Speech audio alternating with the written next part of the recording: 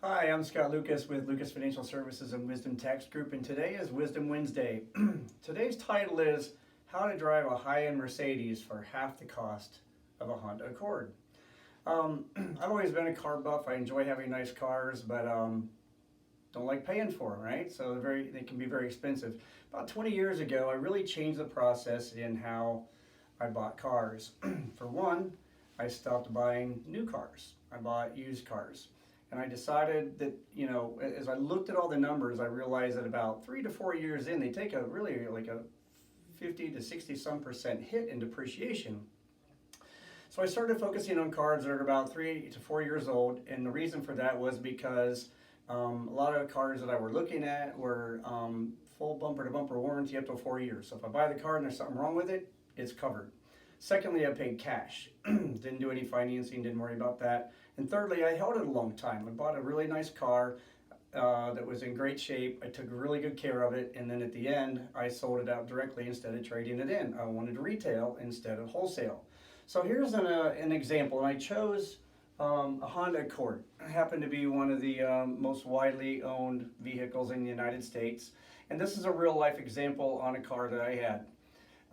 So I took the example of a 2011 Honda Accord, and I started back in 2011.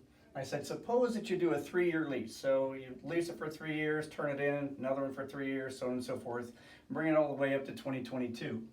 Over that time period, through 2022, kind of amazing how much money you would have totally spent.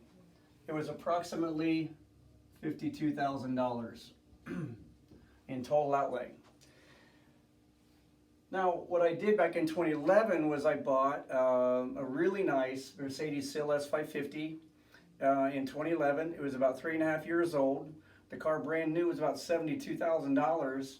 When I bought it, I paid $38,000 for it. And I held it and I took great care of it. The day I got rid of it, the car was still great, phenomenal shape. And I sold it for $12,500. So the difference there is $25,500 my out of pocket versus $52,000 by just turning that lease over and over each and every time. Big difference, but doing this process has worked out very well for me.